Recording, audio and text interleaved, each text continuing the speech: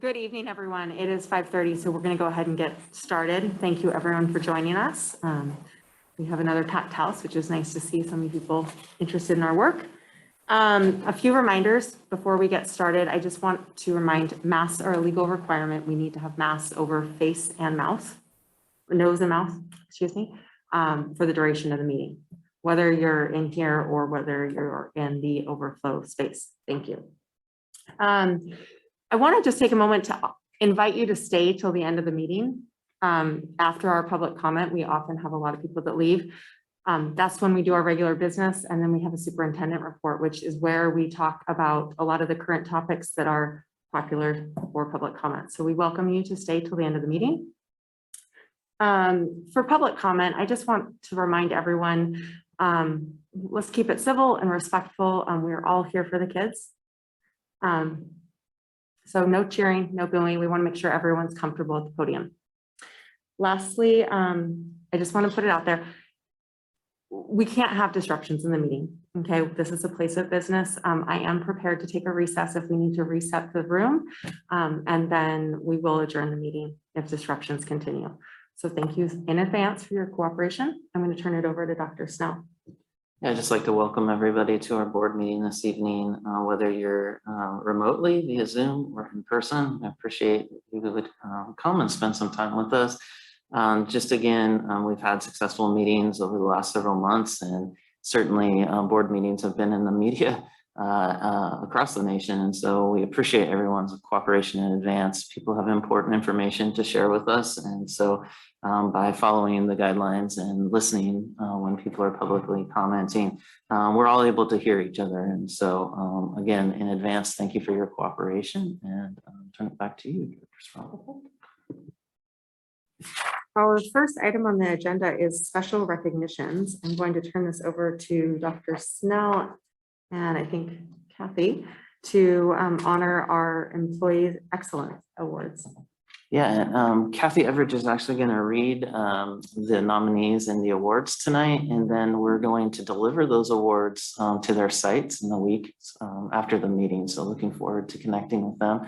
And we may have some folks in the audience. And I know I looked online and we have some family members of some of our award winners tonight. So thank you for tuning in. And Kathy, you want to take it away? Thank you, Dr. Snell. It's time to recognize the October 2021 Employee Excellence Award recipients. The following employees were selected by a committee of their peers for commitment to the students and staff of Vancouver Public Schools. This month, recipients were among the many outstanding nominees who create a caring environment and positive workplace through their exceptional efforts. For information about each recipient or to submit a nomination, please visit the district website, vansd.org. Okay, our first recipients we are honoring tonight are teachers from McLaughlin Middle School, Cecilia Antonini, Aaron Pendergast, and Tyler Stanley. Cecilia was hired in August 2005, Aaron was hired in August 2008, and Tyler joined the team in August of 2011. These three educators rallied together several years ago around a shared goal, helping new teachers. Thus, the MAC Mentors program was born. The program pairs veteran McLaughlin teachers with educators both new to the profession and new to the school, and provides support in areas ranging from activity and lesson ideas to day-to-day details. Congratulations to this team.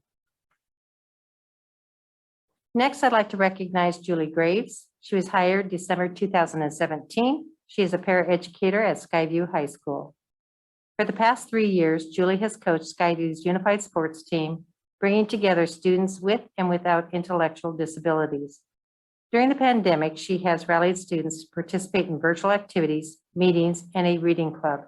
Her hard work culminated in Skyview winning the Special Olympics Winter Wellness Cup for the state of Washington. Congratulations to Julie and the team. Next, we have Michelle Ames. She was hired in September 2016. She is the Family Community Resource Coordinator at Truman Elementary. Michelle is a strong link between Truman, its students, and families. Throughout the pandemic, she has delivered food and schoolwork packets. She secured a large donation of refillable water bottles for Truman students and holds monthly food pantries. Connections that Michelle has formed with school partners provide valuable support. Next is Haley Marsh. Haley was hired in August 2016, and she's a teacher at Anderson Elementary. Being the veteran teacher of Anderson's kindergarten team, Haley mentors new educators and lifts up others around her, said one of her nominators. This in turn means her students benefit tremendously from the careful planning and detail she puts into all her lessons. Congratulations to Haley. And finally, I'd like to recognize Paul Stern, hired July 2010. Paul is a data strategist, assessment and performance management department. From graduation rates to attendance figures and many points in between, data provides powerful information for a school district. Paul understands how to use it responsibly and meaningfully, transforming numbers into insights that lead to important decisions and actions that help VPS better serve its students. Congratulations, Paul.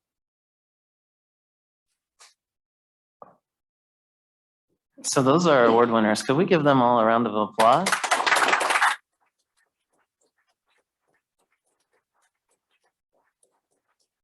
I know Paul is here.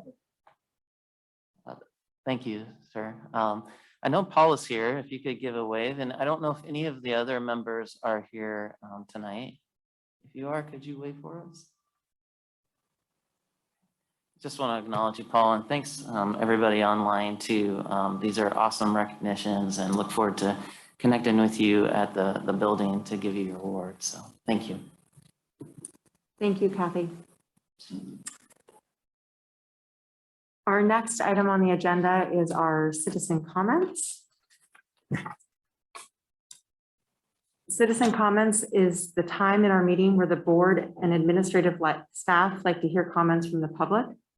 If you wish to address the board and did not have an opportunity to sign in at the start of the meeting, please do so now. Because most matters require fact-finding and review, the board is not able to respond to any public comments made at this time. Additionally, the state's Open Public Meetings Act restricts deliberation on topics that have not been placed on the publicly noticed agenda in advance. If follow-up action is necessary, the board will ask the superintendent to work with the administrative staff to coordinate the information and respond accordingly. As a regular business meeting of the board, we expect the audience to conduct themselves professionally and courteously. Additionally, speakers are expected to be respectful. The board asks that personnel complaints be submitted in writing. Disruptive conduct may cause the meeting to be adjourned and all audience members to be removed. We ask that you approach the podium and state your name for the record. Please also state your affiliation with this district if you choose. You will have 3 minutes to make your comments. If you hear a chime, please conclude your remarks. If you have materials or additional comments you would like the board to review, please hand them to the staff in the back of the boardroom. This information will be shared with both the board and superintendent. We appreciate, listen, and care about the broad range of perspectives in our community, and we thank you in advance for your comments. We are going to start tonight with our public comments via Zoom. So we have 5 people signed up to speak. The first speaker tonight is Amy Surface. Okay, thank you. The next is Sarah Kowaleski. Okay, we'll go back to her. Leslie Morrison. Thank you, Trevor.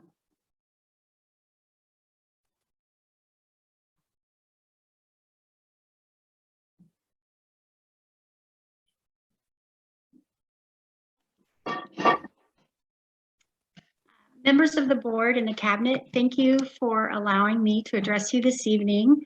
My name is Leslie Morrison and I'm a teacher, and I want to talk to you about the paraprofessional shortages and the impact on student and staff safety and workload issues. According to the data from the Washington Education Association, there are more than 100 paraprofessional vacancies in the Vancouver Public Schools. I want to describe how these vacancies are impacting the GATE program. We started the school year with 2 one-on-one positions open and 2 program pairs open. This impacted the GATE program's core components. We cannot send all of the students who require community placement into the community as a community-based program because we do not have the adequate supervision. This GATE program is designed to have work experiences in the community. Without these work experiences, students will not meet their post-secondary outcomes. My teaching partner and I are losing contractual prep period and our state-mandated duty-free lunch to cover staff shortages. We were fully staffed on October 4th. However, we now have staff absences that leave us without substitutes. To date, we have lost 13 days of prep periods and 30 duty-free lunches. Students' behaviors are escalating due to the lack of adequate staff coverage. With a lack of planning time and the escalating student behaviors, more and more of our time is being spent de-escalating students instead of instructing them. This limits their growth potential. The staff morale and building climate is suffering because of the added stress from the lack of adequate staffing. Students are suffering. Their social emotional well-being is affected by our lack of staffing, which does not allow us to provide the opportunities they should be afforded in a safe manner. They are desperate for adult connections due to missing school for a year and a half because of the pandemic. I encourage you to resolve the paraprofessionals contract and the substitute pay rate to avoid losing more staff to the surrounding districts. Thank you for addressing my concerns. Thank you. Sarah Bergthold.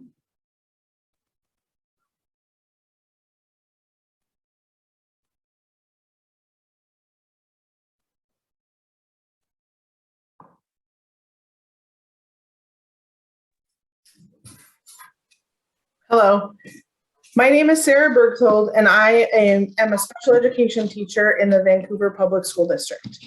Thank you to the board for allowing me the opportunity to speak this evening to address the issues that we are having. I come here today to tell you about my experiences this school year as a self-contained classroom teacher in regards to the lack of staffing of paraprofessionals and availability of substitute teachers. First, we're in the 7th week of school and my classroom is still operating without a full staff. We currently have a 1-to-1 position that is open and has been for the going on 7 weeks of this school year. This creates a situation where my student who is provided 1-to-1 support on their IEP is not being provided the additional adult support to make meaningful progress towards their IEP goals. Second, when I needed to be absent for a brief 3-day medical leave, my substitute teacher request was only filled for 1 of the 3 days. My paraeducators assigned to my classroom were left to lead the class on 2 days with very minimal check-ins from another special education teacher in our building who have their own classroom and caseload to lead and provide services to. On these 2 days, a classroom that should have been staffed by 4 adults was only staffed by 2. The contrast in how the room functioned on the first day when there was a substitute teacher and the second and third day when there was not a substitute teacher was astounding. On the first day, I heard about a fun, engaging science activity that all students participated in and the overall smooth functioning. On the second and third days, none of the activities were presented and there were several behavior escalations. I feel as though I am not able to be absent at this point for the safety of my students and the staff in my classroom. Lastly, the paraeducators working in self-contained classrooms are not guaranteed any protected planning time so the team can collaborate and prepare for upcoming student support needs. At this point, my paraeducators are working bell to bell. I tell you about these experiences because I would like the community and the board to be aware of the systemic problems contributing to my experiences and those of my fellow teachers and staff. This year, the Vancouver Public School District Administration has placed an emphasis on equity throughout the district, but from my viewpoint, the students with disabilities continue to be left out of the consideration for equitable school experiences. I encourage the board and district administration to work to settle on a fair contract with the classified staff and to provide needed supports for students with disabilities so we can avoid situations like those that are occurring in my classroom right now. Thank you. Thank you very much. Ramona Rominger.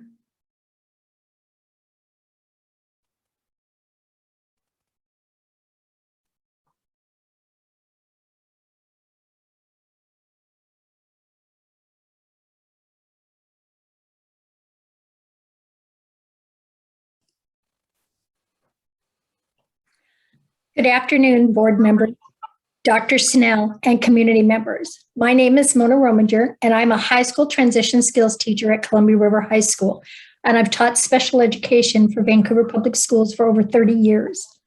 The students I teach are neurodiverse and often have medical issues and or behaviors that impact their ability to access their education. Because of the needs of my students, every attempt is made to keep my caseloads low. And currently, I have 5 students that have one-on-one paraeducators to help them meet their physical and academic needs and to help keep them safe through the day. My students thrive on routine and structure. When even one of my paraeducators is gone, it disrupts the day for all of my students. It prevents students from accessing their general education classes and impacts their ability to have a successful day. Since the beginning of the school year in August, I've had at least one paraeducator gone from my program on 23 days. I have never had a paraeducator substitute this year. Another teacher in my building that teaches structured learning, students whose learning is impacted by their behaviors, has been short one paraeducator since the beginning of the year without any substitute. Our learning support teachers have been short 1.5 paraeducators since the beginning of the school year. Unfortunately, this is the norm throughout the district. VPS needs to offer competitive wages to encourage applicants to apply for the over 70 classified positions currently unfilled in our district. Our special education classrooms that serve our most vulnerable students need to be staffed to meet the diverse needs of our students, allowing them to be safe and to reach their full potential. Thank you for your consideration. Thank you. Is there any Sarah Kowaleski? Okay, thank you. We will move on to in-person public comments. Ms. Surface, we can start with you.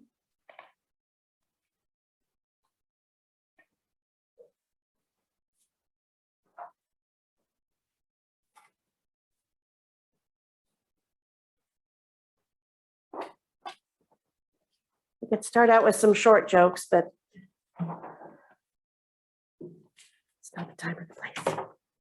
My name is Amy Surface. I'm a secretary at an elementary school here in Vancouver. I also had 2 students, one who's graduated last year and one who is a junior in high school. Good evening, Dr. Snow, Board of Directors, colleagues, parents, and guests. I love my school, I love my students and our families, and also our amazing staff. We recently went to training and watched the podcast from Mr. Farrell called Give Them the Pickle. I'm sure many of you remember Give Them the Pickle, that campaign about the symbol for customer service. Our pickle right now is staffing. This year has been overwhelmingly demanding. Excuse me, I normally don't do that. With the onset of COVID and our pandemic responses in place for the last 19 to 20 months, I work hand in hand with a wonderful office clerk and her team of supportive administrators who strive to keep our staff and our students safe each and every day. We are giving our all, and right now it's just not enough. Simply put, we are shorthanded, and that makes keeping students safe especially difficult. Our health room annex position is left unstaffed. Our administrators are pulled to escort students who are showing COVID symptoms to the HRA, which leaves them unavailable for other staff or student needs. We are fortunate to have a school nurse 2 days a week. However, this leaves her unavailable for other students as well. Even prior to the pandemic, our office was understaffed. Having a team of 3 in the office, especially during peak hours, would assure our parents that health and safety needs of their students are being met. With only 2 office staff, we are often left with 1 person in the office to handle student and staff needs during lunch and recess times. Although there are many days when the office staff isn't able to take our own lunches until very, very late or not at all, because the students are our first priority.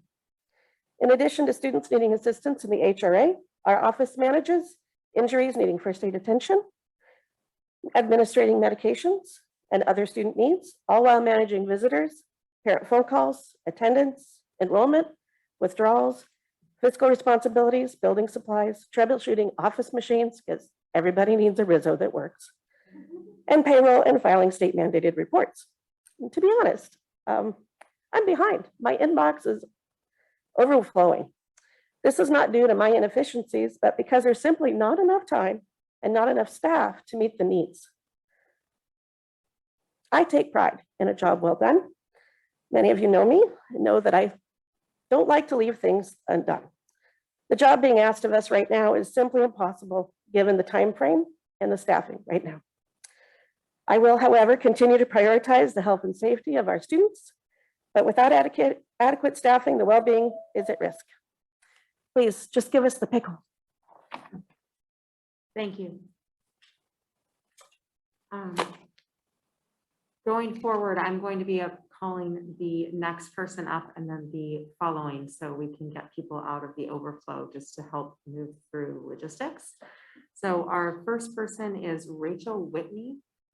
And then the next up is Eric Cass. So you can stay seated. Just so we know. It'll make sense. It'll make sense in a second. I'm Rachel Whitney, resident of Vancouver, Washington. I parent of children in Vancouver Public Schools, and I will be yielding my time to Eric Labs.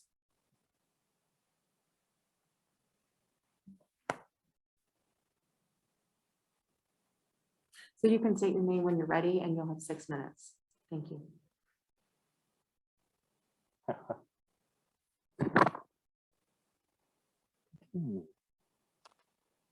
You know, my name's Eric Labs. Hi, I'm a parent in the community. I have a 6th grader in ESA actually. And my wife is she was a special education teacher. And I didn't know you guys were having this whole thing with the paraeducators. And that's a big issue. And I actually had what I consider frivolous now, speech prepared about people who come here talking about not wearing masks or getting vaccinated and stuff like that. And that all seems, I said I had a speech prepared about people who come here ranting about not wearing masks and not wanting to get vaccinated and how really this isn't the forum for that because, you know, quite frankly, the governor mandated that, not the school board. You know, the state law already has vaccine mandates in it. You know, go to Olympia, make your case, not the school board.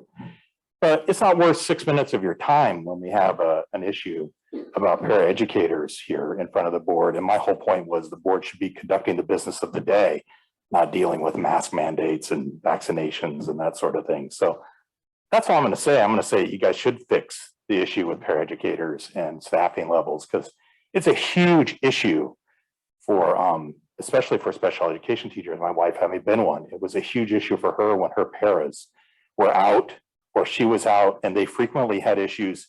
Even then, I can't imagine now, even then having getting coverage from substitutes, and substitutes generally weren't prepared anyway. So more training, more collab time between paras, getting the para situation actually settled. I can't imagine a more important thing to be doing right now in front of the school board, and then hearing from those folks who have much more important things to say than I could ever say in 6 minutes about some ramblings about people with conspiracy theories. So that's all I'm going to say, but I appreciate your time. Thank you. Thank you. We have Jade Phillips. And next up is Mary Ball.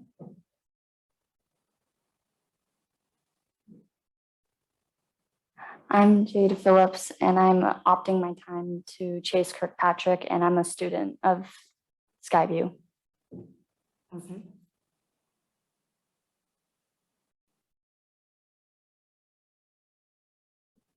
Mary Ball, and I'm yielding my time to Chase Kilpatrick. And I have a LaDonna Kirkpatrick.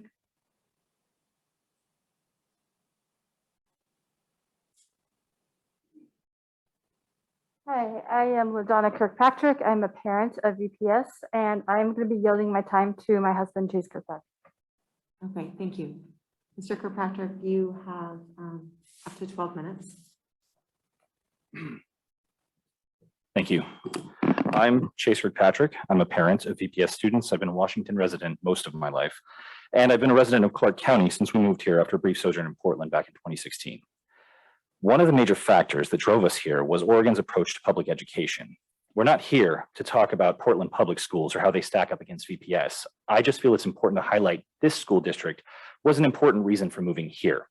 Some of the district's desirable qualities seem to be under siege. I'm growing progressively more concerned as the months go by that some of the things which make Washington schools different are threatened. They may not be there for my younger children when it matters. Critical race theory is a phrase we hear quite often, all too frequently in a context that betrays just how many people have no idea what that phrase means. One aspiring candidate for school board was quoted saying, critical race theory teaches racism against white people. If you're curious who, it's easy enough to look up. To hear the way people talk about this topic, you'd think there's literally a high school class titled Critical Race Theory, Why White People Are Awful. There is, of course, no such class. Naturally, there is no such sentiment in VPS curriculum. What we have are a bunch of people who take issue with a more comprehensive version of history and social sciences than they grew up with. I've met far too many people who didn't know anything about Executive Order 9066, or that the Germans were, and that the Germans were not the only country operating concentration camps during World War II. Some want to keep it that way, omitting from our history books and our study of the modern world anything that makes white people, and specifically white Americans, look bad. This has nothing to do with critical race theory, though. This is a desire to continue whitewashing history the way we have for generations. A verbose and objective view of history is critical to our understanding of the world we live in. Members of our community are living proof of this. If not for a gross misunderstanding of the Holocaust, how can someone equate being asked to wear a mask with being forced to wear the Star of David? It's either total ignorance or disingenuousness to compare pandemic safety protocols with pre-civil rights era segregation. Though it's not new. People protested masks during the Spanish flu too, and if they had gotten their way, we'd probably live in a much more empty country than we do. The simple fact is, some of our history should make us feel bad. Our history is ripe with reasons to be proud, but some of it should make us ashamed, and in that shame, dare us to do better. To paraphrase ancient wisdom, people who refuse to learn from history are doomed to repeat it. I think part of the issue is the word critical. Some hear that word and assume it means criticism. In the context of CRT, critical thinking is a far more appropriate interpretation. Alas, if critical thinking was as ubiquitous as some of us might hope, there wouldn't be anti-mask rallies and people refusing life-saving vaccine for fear of microchips, forced sterilization, and an ever-deepening well of ludicrous nonsense. Always hand-waving away simple truths, such as 99% of all COVID hospitalizations are unvaccinated people, yet comparably, almost nobody has been hospitalized due to vaccine side effects, demonstrating very clearly the vaccine is far safer than the alternative. Why am I talking about masks and vaccines? Because context in all things is paramount. At last month's meeting, someone presented a handful of cherry-picked numbers from school districts in states known to obscure COVID numbers or simply not track cases at all, with the thesis, these schools don't have mask mandates and they have less COVID cases than we do.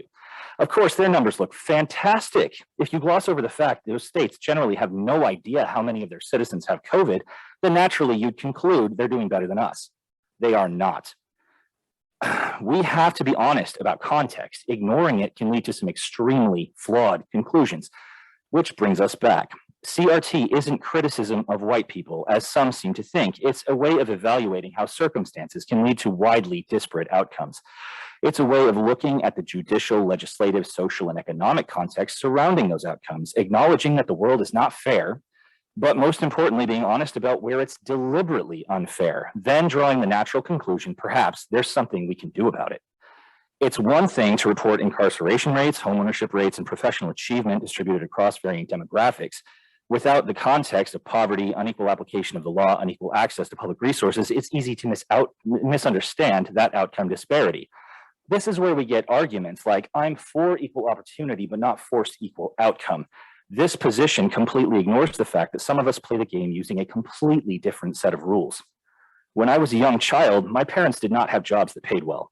We lived in subsidized housing, and often their paychecks weren't enough to put food on the table. With poverty, white poverty is often used as a rebuttal to white privilege. How are these kids on food stamps privileged? There's a measurable correlation between poverty and crime. Poverty leads to desperation, and naturally that desperation leads to crime. People will do anything to meet their basic needs, after all, even more so if it's their children's needs. That's nature. Where there's crime, there is sometimes jail time. My dad went to jail twice that I recall. I also recall we weren't quite that affected by it. He didn't have to miss any work. They cut him loose around 6 a.m. and then booked him back in at 6 p.m. He served out his entire sentence without having to quit his job. So he kept collecting a paycheck, which kept paying the rent and providing for our basic needs. It's interesting that while other people convicted of the same offenses would be confined and lose their income, he wasn't. I wonder what made him different. Some of us don't want anyone to think about it. Because he didn't lose that job, he eventually got promoted. The money swung the pendulum the other way, less desperation, less crime, no further trouble with law enforcement, meant more time to focus on work and family, and less money spent paying fines. Because he was allowed to keep his job, we moved out of that neighborhood. Redlining isn't something that we talk about very much anymore. A lot of our kids have never heard of it. A lot of people in this room probably don't really know what it is. Briefly, the term redlining comes from New Deal era real estate development projects, wherein the FHA subsidized the mass production of new homes while requiring builders not to sell any of them to Black Americans. Simultaneously, the FHA refused to insure mortgages for homes in or near Black neighborhoods, severely limiting opportunities for Black Americans to own homes, a federal level segregation project. The Fair Housing Act of 1968 made it unlawful to discriminate those terms and the terms, conditions, privileges, sales of real property based on race or national origin. So by the 90s, mortgage companies and real estate firms were pretty much done refusing to finance or sell houses based on those factors, officially. Long after redlining was outlawed, its effects remained. It was illegal for a realtor to tell someone, you can't buy here. You probably don't want to buy there. However, some things weren't technically illegal, such as including, without comment, census data along with other property information. How that information informed the buyer's decision was the buyer's business, after all. Neighborhoods, indeed entire counties, remained segregated. Census data was an important factor in my parents' decision to move where we did. That was a fact that took some time to grapple with after I understood the gravity of it. This may not seem relevant, but my sheltered existence as an adolescent is all too common in parts of the country. I lived in a world where a teenager could do just about anything, and all it ever amounted to was a stern talking to and a ride home. Never a courtroom, never a jail cell. I was allowed to learn from my mistakes without paying any lifelong penalties for them. Why does this matter? Because it's not everyone's narrative. When I first heard the police might not always be fair or the justice system might not be completely impartial, I simply couldn't believe it. How could I with my upbringing? The environment I grew up in led me to believe that cops are awesome. They're always looking out for you. Incidents like the Rodney King riot were the result of isolated injustice, not the culmination of decades of continued iniquity. The police and members of the justice system were trained to be impartial and were generally fair. Racism and inequality were basically handled in the civil rights era. Not everyone got the message, but surely there were no unaddressed systemic issues. Finally, I believed everyone had the same shot at success. It's what they do that makes all the difference. If all of these things were universally true for everyone in America, imagine what kind of country this would be. Unfortunately, they are not. That, in a somewhat oversimplified way, is the point of critical race theory and the point of being much more verbose when we teach students about history and the contemporary world. CRT is really a bit higher level, but applying its principles to the way we teach history and social sciences fills out the world in a much more useful way. We have more teenagers aware of injustice and inequality now than at any time in the past. We have more engagement in social and environmental issues. We have a generation of kids more interested in taking more responsibility for their world than I ever was, that my parents ever were. We owe it to that clarity, that verbosity. We have an election coming up. I can only speculate why anyone would want to filter history. History itself teaches us that whenever a vociferous group starts to shout down, disparage, and indict teachers, whenever they start to insist we rewrite history or omit certain facts they consider controversial, it usually precedes some very horrible things. We should be extremely leery of any candidate who advocates that kind of censorship, ever vigilant to prevent them achieving any position of influence. After all, people who refuse to learn from history are doomed to repeat it. And history has taught us when someone fights relentlessly to deprive people of history, repeating history is the point. Thank you. Thank you. The next citizen up is Terry Jadowski. Okay, and then following Terry is Christopher Smith. Are you in this room? Okay, perfect. Thank you. I wanted for students, so I don't know if you can have someone come and get them, or I can show them to you. Yeah, why don't you pass them, start with Dr. Smith and we'll pass them.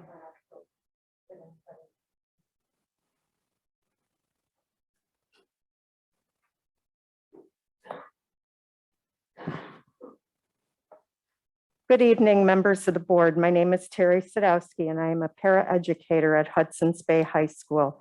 I am here to share with you the severity of the situation in my building because we are short-staffed. Specifically, due to understaffing, we have one-to-one paras who are moved away from their students to work with other students, leaving their primary one-on-one student to work with someone else who may not have the same level of relationship and rapport with these young adults. One-to-one paras are hired because specific students need support for their academic and behavior needs. These relationships between paras and students and their families can help minimize potential outbursts and disruptions to learning and help the students maximize their learning opportunities. Due to understaffing at my school, we are seeing the following health and safety issues on a regular basis. 1, student behaviors are escalating, and because of these escalations, paraeducators are injured almost daily. 2, we do not have enough paraeducator coverage in the morning and afternoon to get students on and off the buses, even though we have adjusted our start and end times.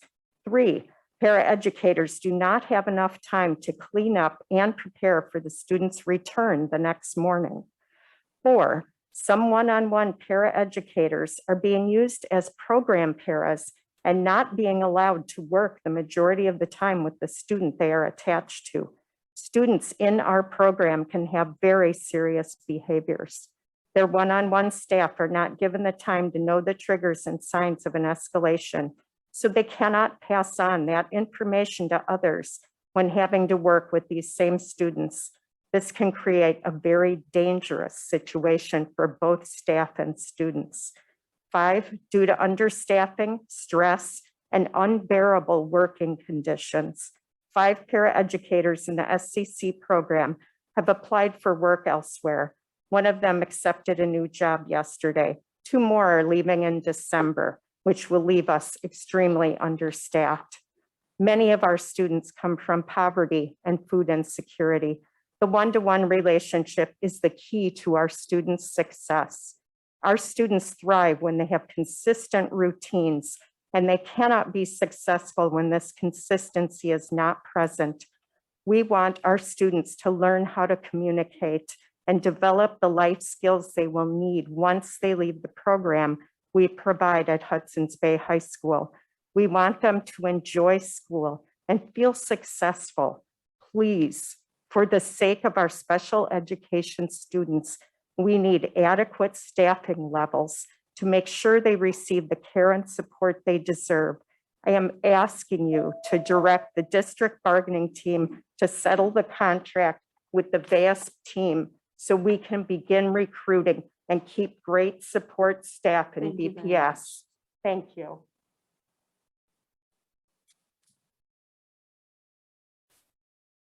And next we'll have Tiffany Turnquist after Mr. Smith. Okay.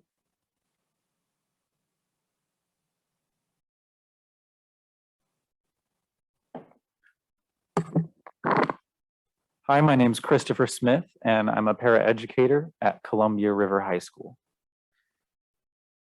There are more than 60 unfilled positions for paraeducators in the district right now, and that's not even getting into our substitute pool. Frankly, that's unacceptable. In a factory, Having fewer workers means that you make fewer products. In a grocery store, it means you might wait longer at the checkout line.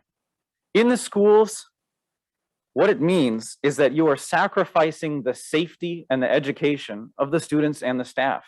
I mean this in a very real way. Having dedicated professional staff in a building is really important to keeping our schools safe and to providing the education that we think all our students deserve. These people, including myself, get to know these students and build relationships with them, which is how we do our jobs. I just gotta say also, I have yet to see a para sub this year. I've seen plenty of people out for sickness or vacation or whatever reasons. Haven't seen any subs. And I wanna be really clear.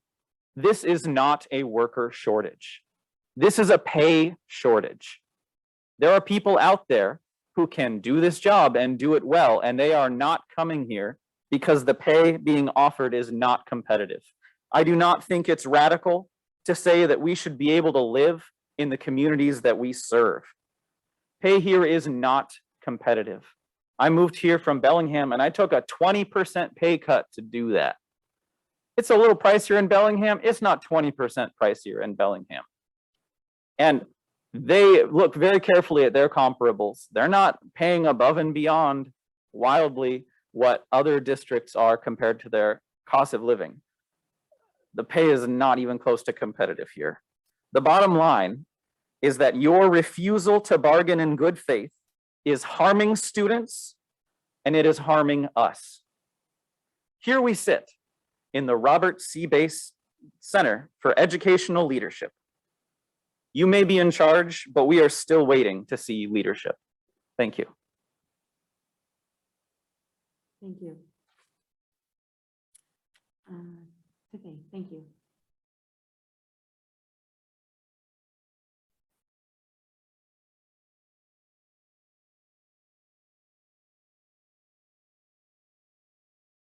Good evening.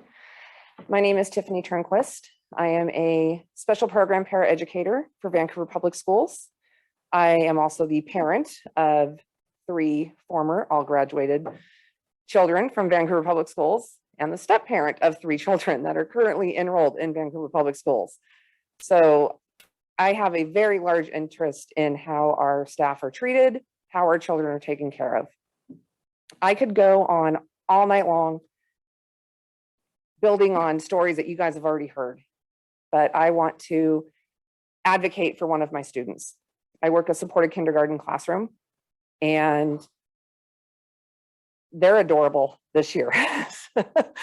Being in kindergarten is always fun. And this year, after having absolutely no idea what a school is supposed to look like, they are super hyper this year and they take a lot out of us. So, you know, bless all of the recess paras that do way more than they should for not enough pay. But back to my student that I want to advocate for, because I know that this is not an isolated incident.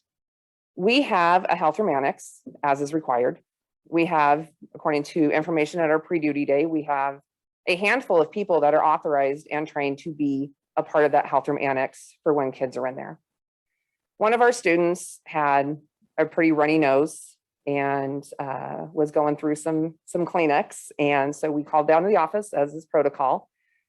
And we actually were fully staffed that day with 1 teacher and 2 paras. So the office was like, hey, can you walk them down? We'll meet you outside the HRA. And we said, sure. So we walked this adorable, tiny little 5-year-old child who's so shy and timid and put them in the health room annex. And they stayed there for about an hour until a parent was able to pick them up. Parents not always have transportation to get to the school to pick their child up. They may have to really finagle with their employer to leave, especially now getting back to a normal when they are probably trying to catch up on bills from the last 2 years. It is not acceptable to not have somebody assigned working a position in the health room annex. To build on what Ms. Surface said earlier, Our clerks and our secretaries are amazing and they are so overworked. They can't be expected to leave their position, go to the health room annex and sit with a child until they are able to be picked up. It is not okay to have a 5-year-old child sitting by themselves when they are not feeling good because we don't have a position that can be staffed. Thank you. Thank you.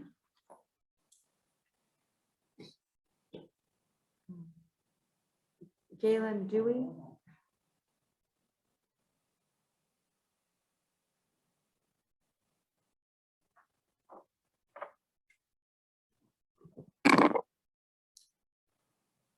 Hello, my name is Galen Dewey. Thank you for hearing me today. I'm the attendance clerk at McLaughlin Middle School. I'm an employee of this district and have been since 2008. And I'm the parent of 2 students in this district. I come to you this evening because I'm afraid. I'm afraid for the well-being of my professional peers. I'm afraid for the students in my building and the rest of the district. And I'm afraid for my community. In my building, we have a health room annex, but no staff to run it. Without fully trained individuals staffing that health room, the tasks of isolating, tracking, and supervising sick individuals falls to our administrators. Administrators who are already overworked with the task of supervising students, supporting teachers, addressing discipline, and attending to every other administrative task in a middle school. When they are called to manage the HRA, the halls are left unsupervised, the cafeterias, the playgrounds are unmanaged, teacher calls for admin support go unanswered, and parent calls for action go unheeded. All of this creates unsafe conditions for all staff and students. That is, if an administrator can respond to an HRA call. A call for an administrator to the HRA could take as long as 15 minutes or not at all. We must have a fully staffed HRA to support students who are sick. When a student is sick, potentially with COVID, and is not quickly removed because there's no staff in the HRA, then they're like a wildfire, spreading and burning everyone they come into contact with, and potentially infecting classmates, staff, and other teachers. Symptomatic students must be safely and quickly moved to a staffed health room annex where they can be provided the support that they need while protecting others from infection. I know hiring is difficult right now. Employers are having to compete for candidates. We need to make these jobs attractive for viable candidates. This doesn't happen when wages are low, contracts are delayed, and work sites are understaffed. Prospective new employees will look elsewhere. You will not have applicants when the workload is crushing, compensation is up in the air, and is not a livable wage. Understaffing prevents schools from functioning. We can't hire enough people to make it bearable. It will cause current employees to leave.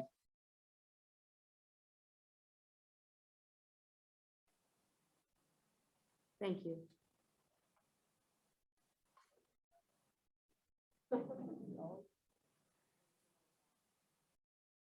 So we have Giselle Ward.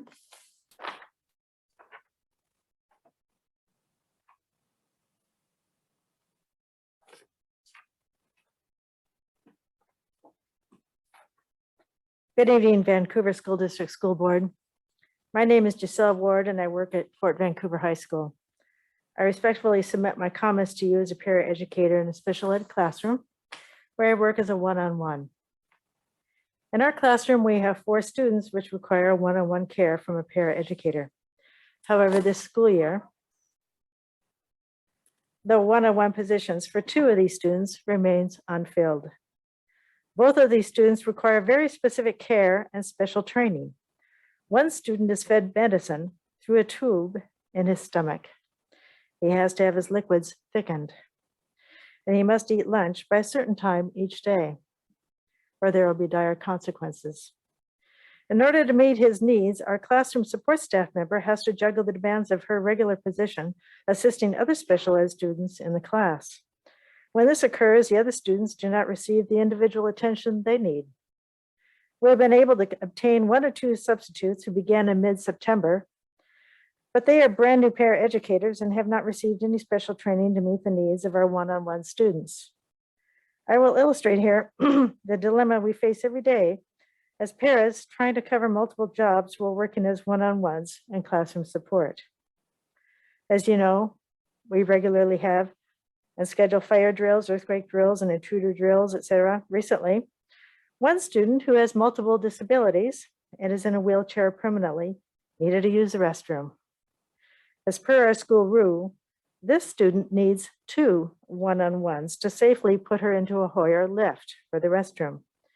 As the student was unhooked from the Hoyer and began using the facilities, an unscheduled fire alarm sounded. We were 2 rooms away from the classroom, so I told my coworker to quickly tell the teacher that we were in the restroom. I learned later, while waiting in the restroom for our student to use the facilities, my coworker hurried to her one-on-one student, who is also needing to get into a wheelchair. Her student had called out to her urgently, "Please don't leave me."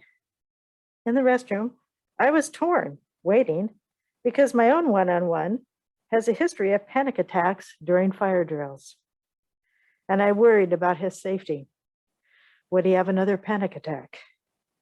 Who would calm him and help him exit the building to our safe meeting place?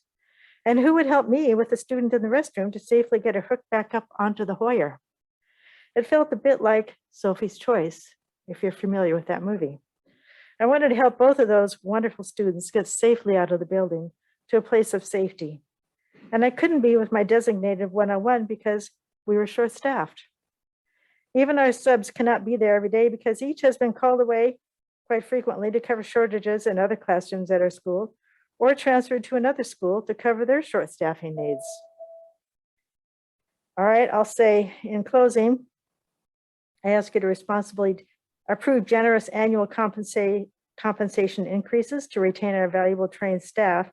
Returning staff should have higher pay rates. Thank you. Thank you. And equity training should be presented to all staff. Thank you. Bobby Evenson. Followed by Karen Erickson.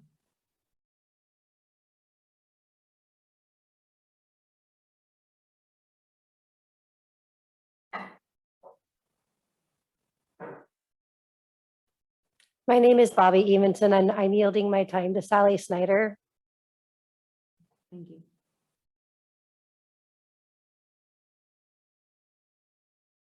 My name is Karen Erickson, and I'm yielding my time to Sally Snyder. Thank you.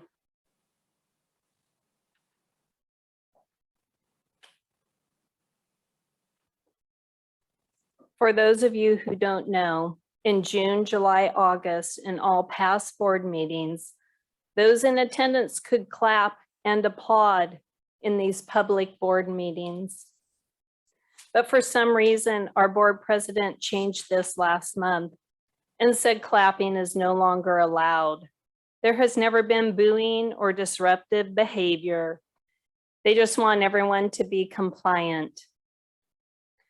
In the first 3 weeks of this school year, over 300 students were quarantined. 6 weeks into the school year, the district website shows 186 total cases. Out of 20,000 students and 3,000 teachers, there are 186 cases. We have students from Skyview and Columbia River with Fs in the grade book because they couldn't go to school.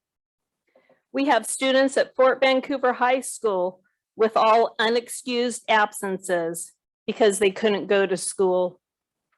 Still locked down, losing our freedoms for cases. Prior to the pandemic, OSPI shows for the 2018-19 Vancouver School District student performance for meeting grade level standards in English is 53%, science 44%, and math 42%. Absolutely a pathetic education our students are receiving. But the board will spend almost $1 million on equity consultants to make everything fair and equitable. After listening to everyone tonight, we could be using that money, it sounds like, to get some teachers.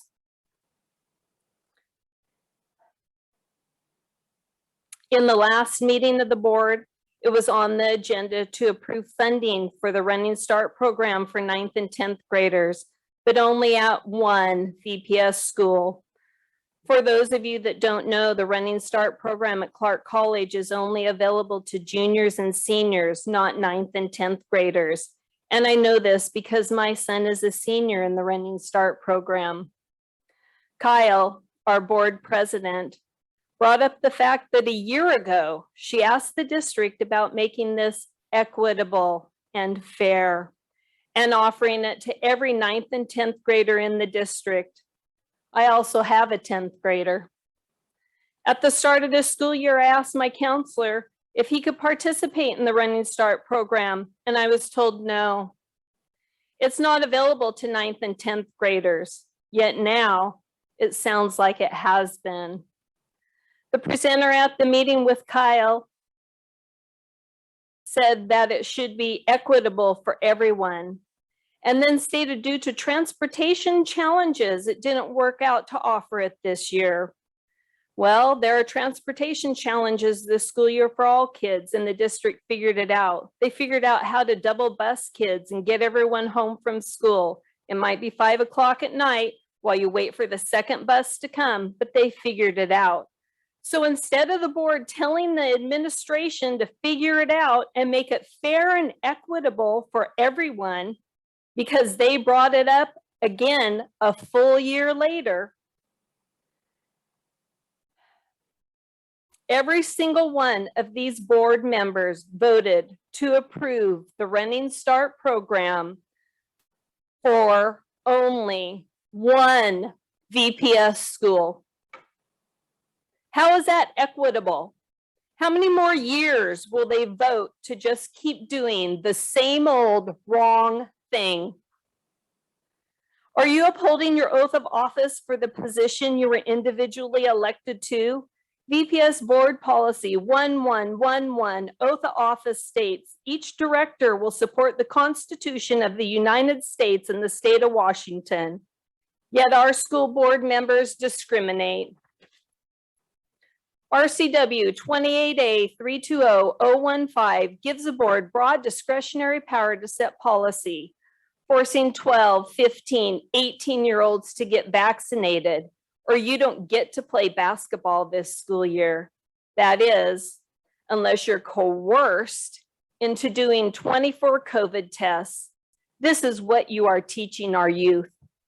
Discrimination on its face, and you're doing nothing to change it. Allowing teachers and staff to be fired from their jobs, social, emotional, and psychological damage to our youth, while you sit by and do nothing. Are you going to be responsible for the medical, emotional, and psychological damage this is doing to our youth? My son has heart conditions. Are you going to be responsible if he gets vaccinated, if he gets myocarditis, or any other heart issues, or any adverse reactions from the vaccine, or from 24 COVID tests? Who's going to be responsible? The 5 of you are enforcing this. I'll yield my time to you for an answer. Anyone?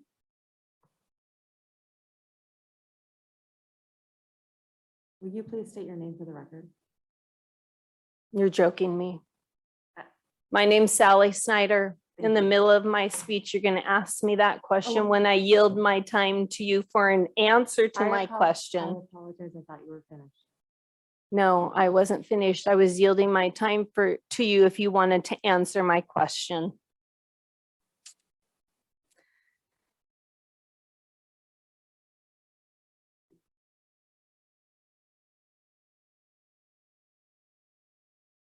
You are part of the problem, not part of the solution. You are discriminating against children, forcing mask wearing, discrimination on its face, forcing kids to be vaccinated or coerced into 24 COVID tests to play basketball. Discrimination on its face. How do you sleep at night knowing you are not upholding the US Constitution? How do you sleep at night knowing the Washington Constitution gives you broad discretionary power to set policy that is equitable for every child, and you choose not to do what is right? And in the end, as our elected officials who represent us and our children, you allow Dr. Snell to talk for you. The superintendent who works for you are school board members. At the end of the last board meeting, he said on behalf of the board, they have no authority to change any of this because it would jeopardize funding. There it is. It's all about the money. It's all political. It's not about doing what is right for every kid. It's not about the kids' education, their emotional well-being, their health, their rights. It's all about the money. Instilling fear and control and not doing what is right for every child. In your main meeting, all of you laughed and snickered that none of this is political, and how could anyone think this is political? The whole charade is political, and you said it yourself. It's all about the funding. After almost 2 years, you are teaching our kids to wear a mask outside by themselves, walking down the street after school alone. I challenge each and every one of you to sit outside any VPS school and count the number of kids by themselves without a mask on. Even the CDC says it's wrong. You are part of the problem, not the solution. How long are you going to take our kids' freedoms away until it's normalized?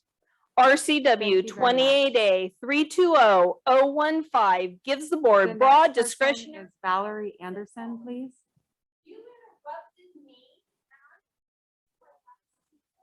I'm sorry, your time is up. Please exit the podium.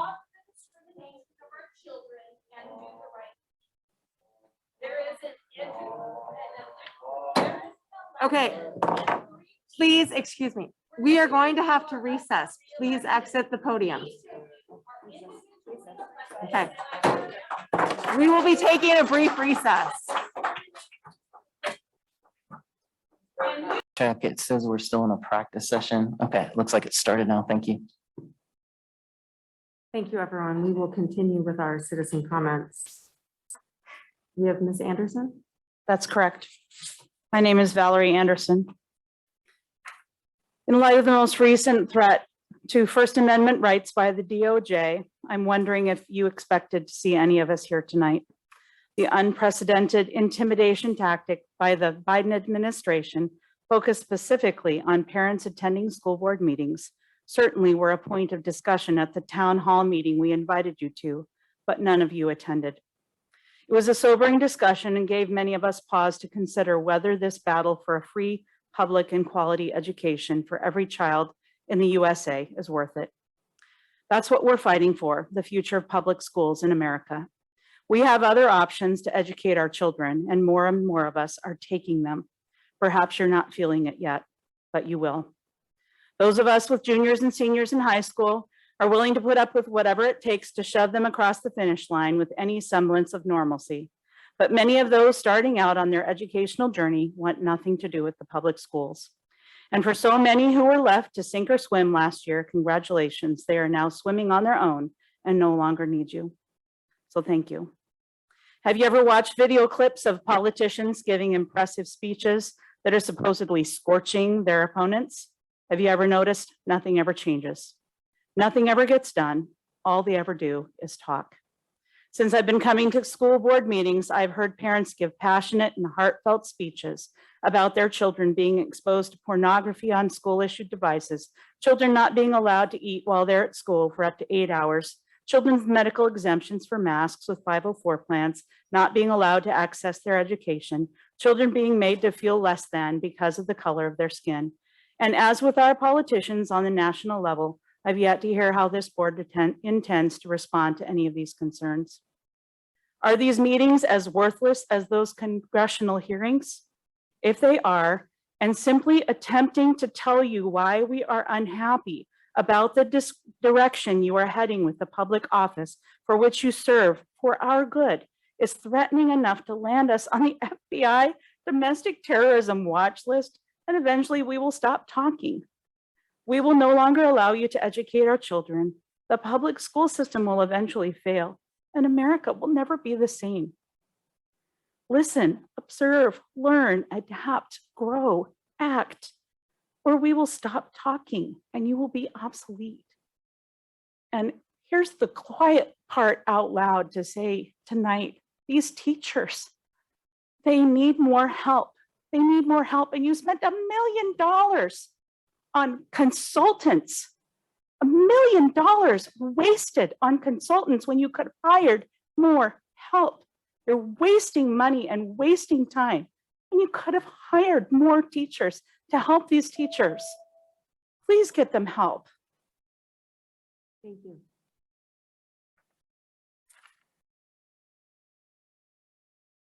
Joel Retla.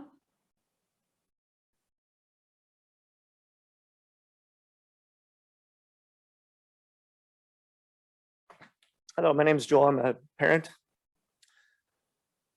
If there's one thing that's clear tonight, it's that our school board is failing our students. As it was previously brought up, we have here students that met the grade level standards on state testing, F, F, F. We have inadequate staffing. We don't have bus drivers. I've got students that want to play instruments, but they can't because they don't have bus drivers. We've got paras all over the place talking about how they don't have support. We're not teaching math. We're not teaching the basics, but we're spending $19 million on woke equity training, money that was given to them. I'm here tonight to ask you people in the camera, especially, do your part, get out and vote for change in our school board. Vote for new members that will do a job and get it done. We need change. We need it to happen. I give the rest of my time to Kathy.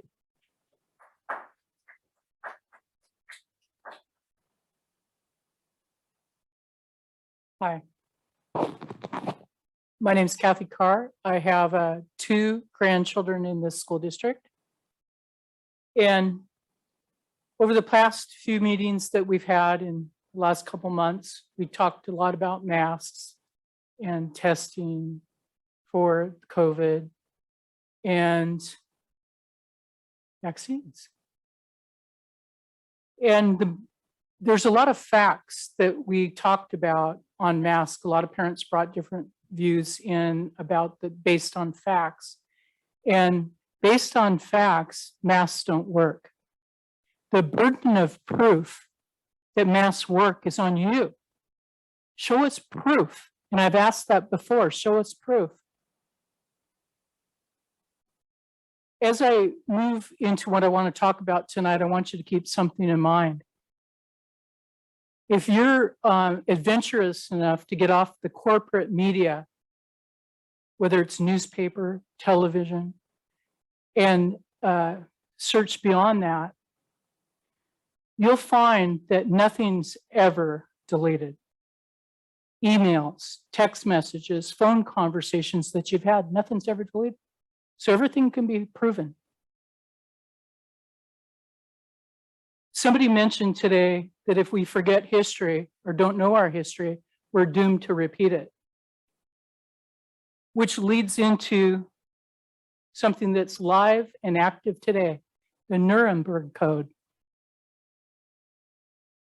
Media, doctors, and nurses that lied and misled were hung. They were hung. And the Nuremberg Code is alive today. When we are forcing students, dangling a carrot, you get vaccinated, that's coercing, I can't say the word.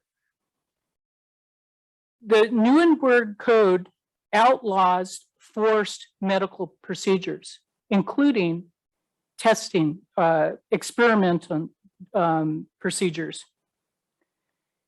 I have the code right here, and it's really easy to find online. And I want to quote a couple things in it. The certain basic principles that must be met, must be observed in order to satisfy moral, ethical, and legal concepts.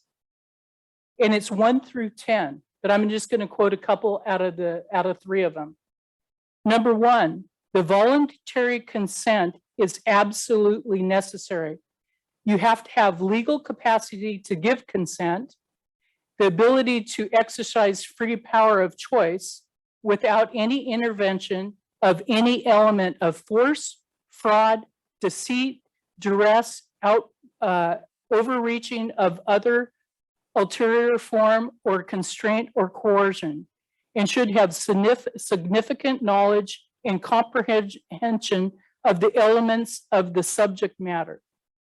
That includes the ingredients of the vaccination that they're giving them. And you don't get that today. The only way you can get that is through a lab that takes it and gets it tested. So they're not getting an informed consent. It must require that before the acceptance of an affirmation decision by the experimental subject, there should be made known to him the nature, the duration, the purpose of the experiment, the method and means by which it is to be conducted, all inconveniences and hazards responsibly to be expected, and accepts upon his, and the effects upon his health or person. You guys, I'm giving you notice. When you're pulled over by a police officer and you tell them, well, I didn't know the speed, you don't get off for that. And you're not getting off. This is knowingly. Parents have brought it to your attention, and there's laws in place to protect these people, whether it's happened already or to prevent it. And you're part of that. And each one of you maybe know more, going down from the president on down through the ranks of the board, but you're part of it. And you're going to be held accountable for your actions. Number 3, the experiment should be designed and based on results of successful animal testing. All the animals that were tested died, every one of them. Not one of them lived. And now we're using this on people? The experiment should be conducted only by Thank you very much. a scientifically qualified person. Thank you. That's including the testing at the schools. Thank you. Next, we have George Bailey.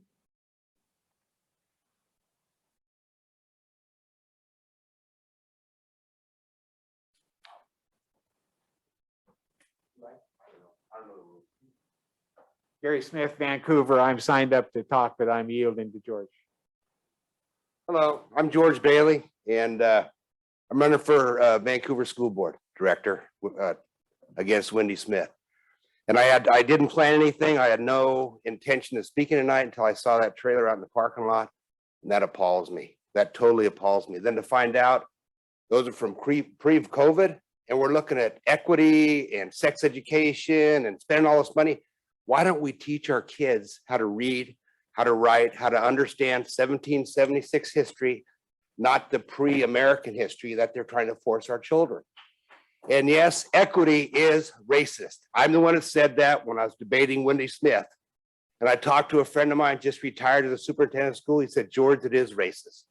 And what they've done is they've changed equity from equality. But really, what makes me so upset is these paraeducators are treated like secondhand citizens.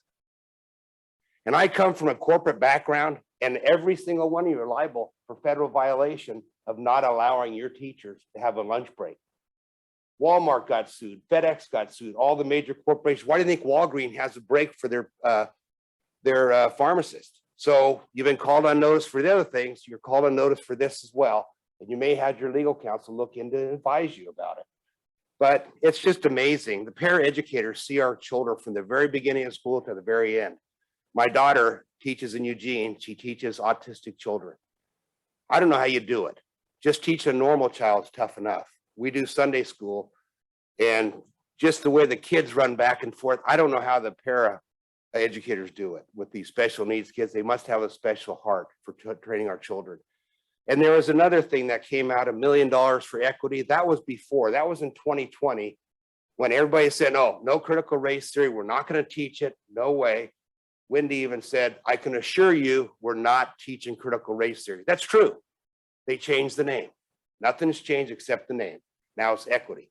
What you have, I deserve. What I have, you. I mean, it's all about equity.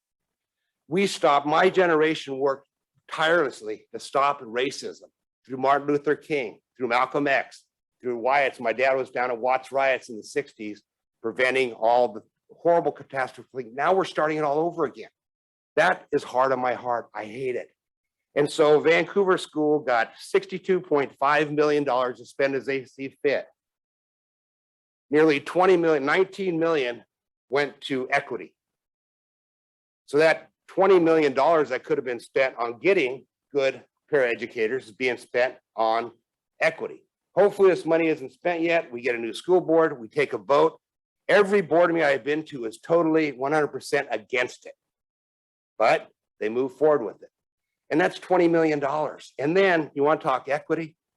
So I'm involved with a nonprofit with Fort Vancouver. We help out the kids. They have no money. It's probably the poorest school in Vancouver. So do you think they're going to get a part of that $30 million that's going to be spent on tech learning, teaching robotics and computerization? No, it's going to Skyview and Columbia River. It's going to the rich schools. Now that's not equitable. So I don't know how they came up with these numbers, but that's 78.4% of the entire budget that was given is going to two things that don't help the underprivileged children. And I think that's completely wrong. And, you know, math, English, science, Fs, pre-COVID, what's it going to be this year? Oh, wait a minute. Let's just lower the standard, the state superintendent, let's just lower the standards. Let's dumb them down so we can indoctrinate them with racism and sexism. That's about it. Thank you.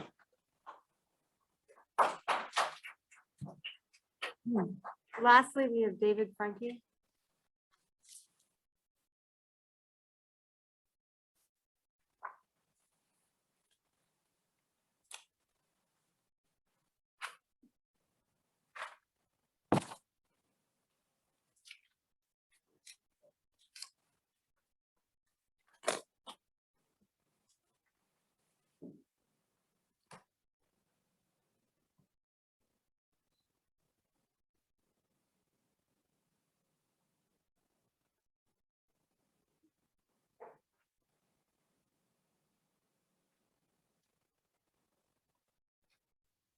Well, I'm going to revise what I was going to talk about a little bit. Would you mind stating your name for the record? David Franke.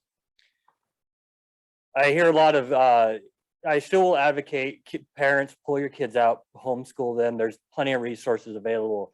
But what I want to, after listening to some of the people that work in the schools and the challenges they're facing, one area you really need to look at is how much money this district is spending on schools. They're building these new schools all over the district, which they're needed. I will admit they're needed, but they're looking to put these schools in architecture magazines. They're spending and going well over budget. I know this district, the way they're managing, you can shake your head all you want. I know you, these schools, these mass timber, they're using new types of construction that is very expensive, and it's causing, and they are over budget. They're significantly over budget. If anybody's got questions about specifics, I'll give them to you.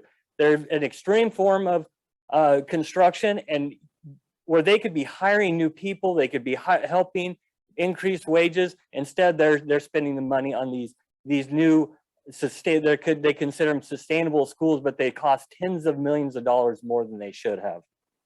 Anyways, I'll get off that one. I pulled up the proposed new policy for the equity, and I didn't get a chance to go through the entire thing, but it is not, it is CRT. You can call it whatever you want, just because you weave it in and you call it into all the studies, and then you just don't call it CRT, doesn't take away from it. But the one item that really caught my attention here was equitable outcomes. I have 3 kids. I can't even guarantee an equitable outcome with my 3 kids. I can give them all the equal opportunity, but at the end of the day, there's no equitable outcome. So how are we going to do this?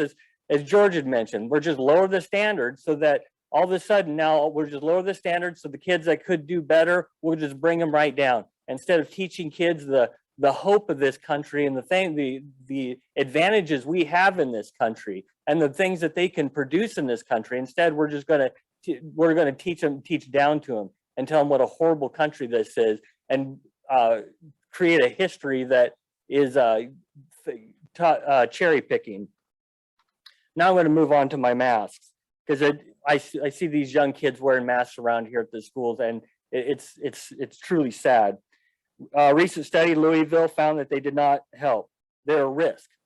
They encourage dehydration, increased bacteria infection. British clinicians have reported masks to increase headaches, sweating, and decrease cognitive precision. Masks interfere with social learning and with children.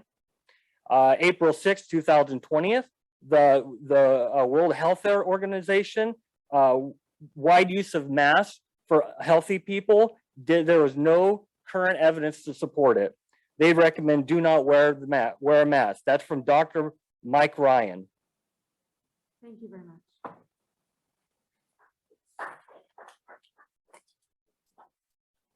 That concludes our public comment portion for tonight. We will be moving on to our regular business agenda.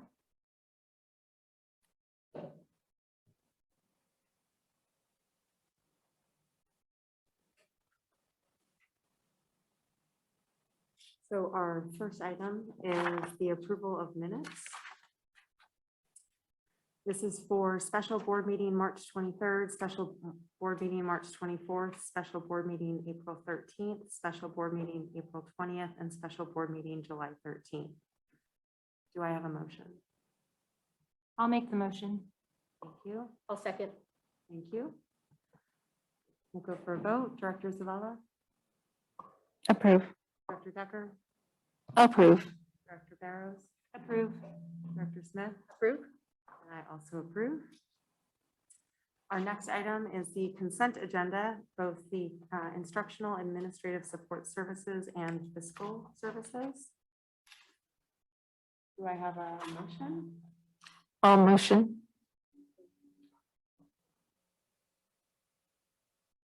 I'll second. We'll go ahead and vote. Director Smith? Approve. Director Barrows? Approve. Director Decker? Approve. Director Zavala? Approve. I also approve.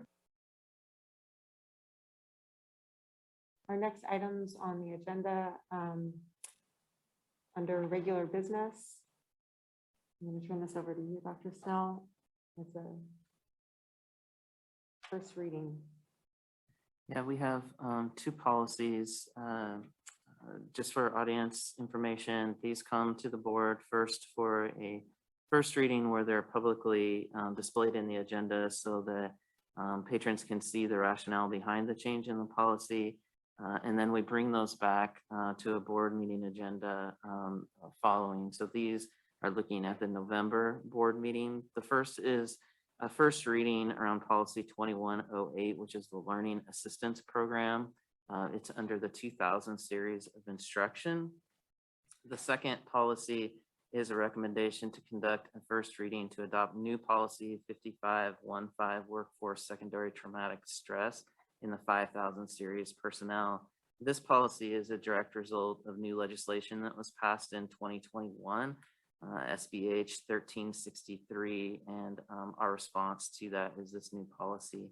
So both of these would be back on the agenda in November, and your feedback in between is welcome. Are there any questions at this time from directors? Okay. That brings us to the superintendent and board of directors reports. So first, I'm going to share my slides and then invite Brett to do a budget report.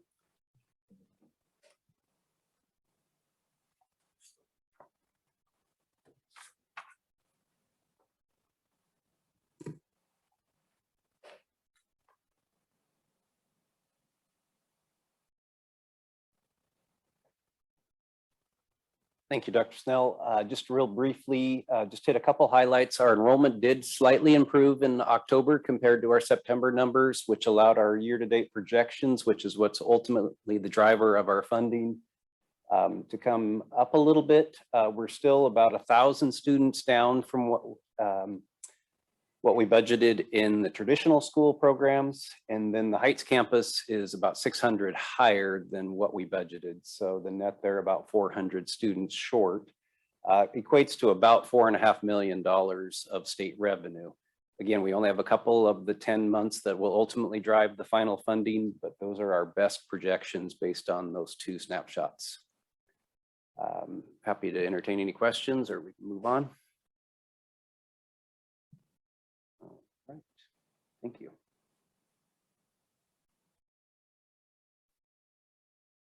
So student equity was referenced tonight by a number of patrons in the public comment portion. This has been the focus from the board, the direction of thinking about the student experience and making sure that we are thinking about each student's unique needs as they progress through our system. As was referenced in the last meeting and in the workshops, the board directed us to draft a policy related to student equity, and we've been publishing this timeline and opportunities for people to come in and share their perspective.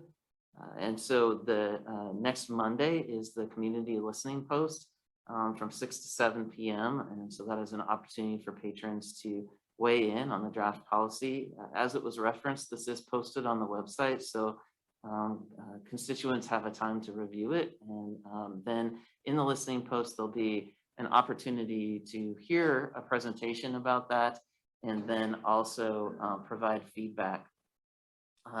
When we look at the agenda, it will have a short welcome from each of you, short welcome from me, and then Janelle Ephraim will walk through some of the context and why we're at this place of the student equity policy. It'll talk about the teaching and learning stakeholder engagement and highlight the draft policy. And then there'll be a series of ways for stakeholders to provide feedback. One, through the webinar Q&A, so they'll be able to ask questions and provide direct feedback that way in a back and forth. And then at the conclusion of the town hall, we will also use a tool that allows people to share their thoughts and see other people's thoughts and prioritize those thoughts to help us understand. Sometimes people are comfortable sharing, sometimes people just want to weigh in on other people's perspectives. Then following the 18th, we also have a series of listening posts throughout the day to try to align with people's schedules and when they might be able to jump on a Zoom and share their perspectives. I should also mention that we're trying to prepare all the webinar materials so that it's accessible in the multiple languages that are frequented in our district. And so we'll have that available, and then that will be recorded and on the website. So even if you're not able to attend at 6 p.m., you can access the recording and then also weigh into the thought exchange at any point in the next week during this window of time. When that week concludes, we will put together a report on what we heard from the community and share that with you as a board. Also, the thought exchange is public so people can see what other people are saying real time, and then also compile a report at the end.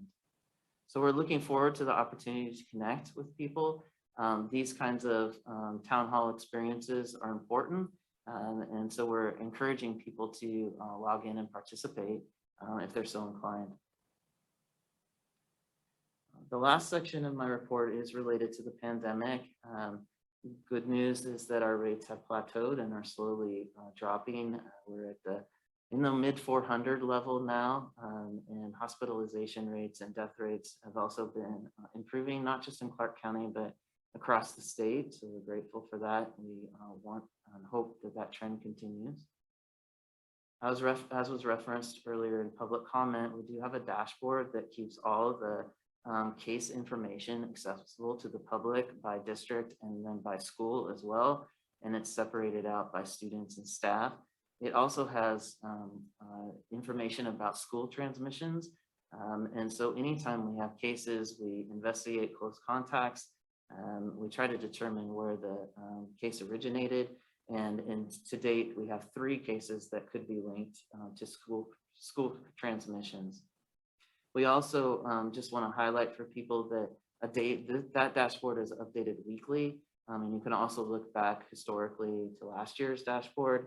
And then daily, the school websites are updated with any information around cases. And then notification goes out to close contacts. I just want to take a moment to thank the staff. I know it's been a heavy lift of keeping all of this information available on a very updated so regularly. I just really appreciate all the extra work that's been added. Yeah, the job descriptions have definitely changed over the last 20 months. And so, as you heard tonight, staff are asked to do a lot every day to make sure that school happens. And so we want to acknowledge that effort.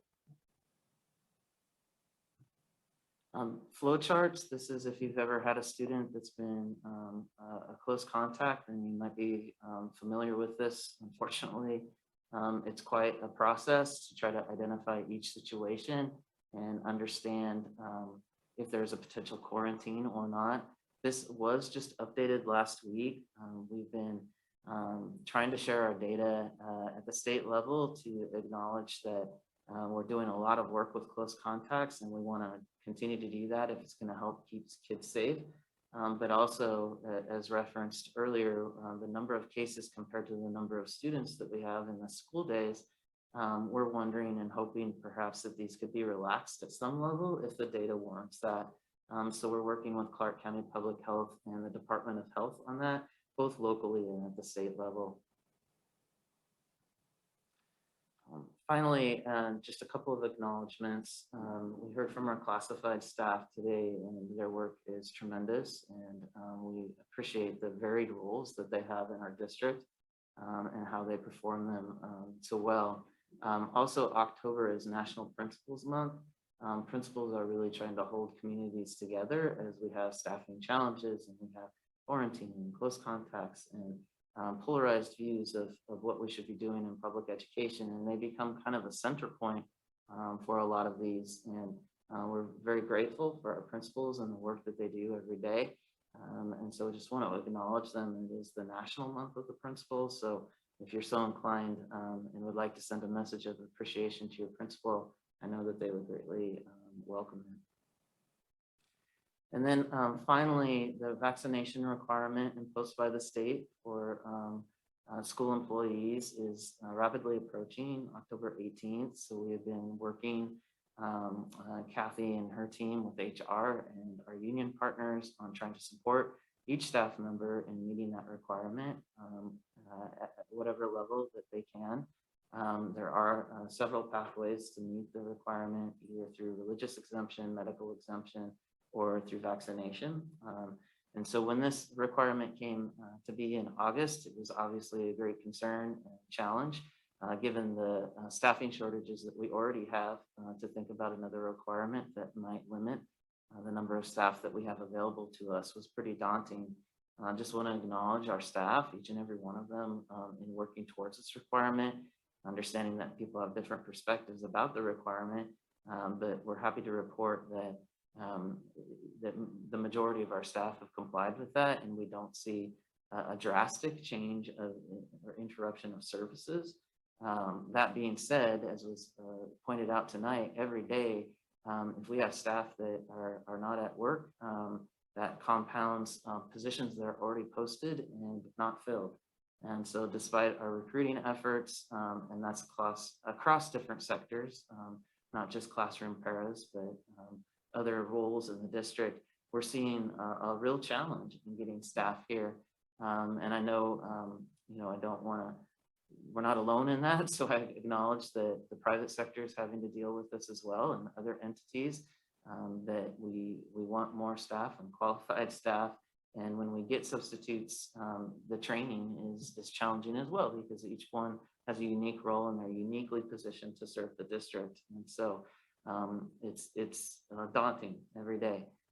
We are trying to rally around those, and so filling different roles. From me, anybody in the system, whether it's out here at Roosevelt helping with parking and dismissal, or it's supervising lunches, or it's supervising testing options for our community. It's really been all hands on deck the last couple of years. And so just great appreciation for the staff. Really, as you heard, a focus on students, and we want to do the best. And these have been really challenging situations. So that's my superintendent report. I'm happy to answer any questions, or if the board would like to comment on the information that was presented. Thank you for this last slide in particular. I think especially after some of the public comments tonight, I mean, we know what a heavy lift it's been to reopen schools this year, and the staffing challenges are adding a lot of burden on especially our paras, our classroom paras, and we recognize the challenge that this poses. I mean, the work is so important, and we're all here for students. So we want to do what's best for students, and we'll continue working for it. I don't know if anyone else has anything to add. Or... I just wanted to add, in addition to what you said about how important we know all of our paras and our other classified staff are, and we do recognize the shortages are making it harder for you to do your job. And it is unfortunately not just a Vancouver issue. It is nationwide. There are nationwide bus drivers shortages. There are nationwide parrot shortages. There are nationwide everything shortages.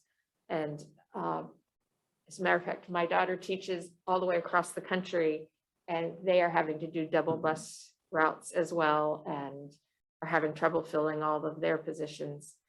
So it really weighs heavy on my heart, because I know that these people give their all to our kids. And I wish that we could wave a magic wand and have all those positions filled. But as somebody mentioned, some of those positions we haven't had filled for a long time. So we know that it's an issue, and we are working very hard to try and figure it out. Any more feedback from the board? We are going to recess to executive session to discuss the performance of a public employee with no action to follow. Thank you very much. Meeting adjourned.